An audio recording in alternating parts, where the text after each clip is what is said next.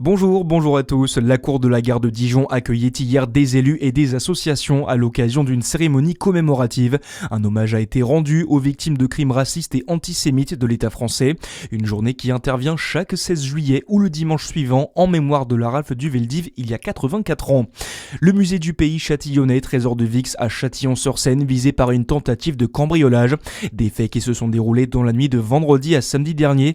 Une enquête a été confiée à la brigade de recherche de Montbard pour identifier les suspects. Aucune interpellation n'a eu lieu à l'heure actuelle. Une tentative de cambriolage qui rappelle celle de novembre dernier. Les malfaiteurs n'avaient pas pu rentrer dans le musée après le déclenchement de l'alarme. La décision a été prise par l'agence régionale de santé il y a quelques jours. La baignade au lac de l'Amoura dans le Jura est interdite en raison de la présence de cyanobactéries. Une décision actée jusqu'à nouvel ordre par l'organisme de santé. De nouvelles analyses seront réalisées prochainement.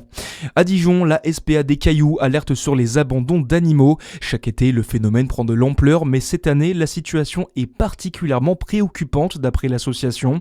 Depuis le mois de juin, une trentaine de chiens et davantage de chats ont déjà été recueillis.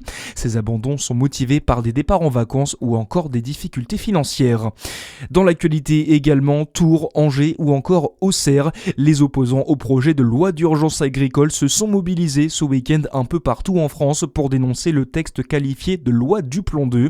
Ils remettent le couvert aujourd'hui devant l'Assemblée nationale.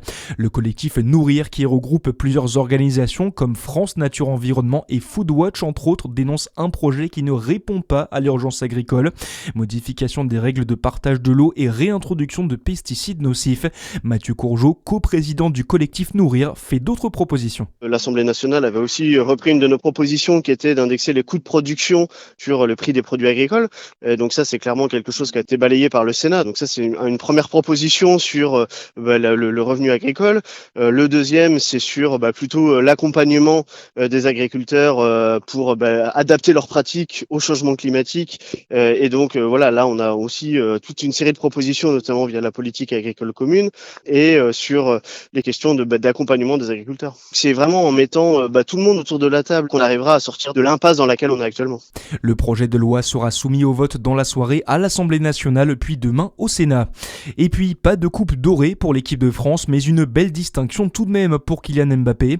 La France, qui a terminé 4e du dernier mondial, peut se targuer d'avoir le meilleur attaquant. Le capitaine des Bleus est le meilleur buteur de la Coupe du Monde et même de l'histoire de la compétition, avec 10 réalisations aux États-Unis, 22 au total pour l'attaquant du Real Madrid.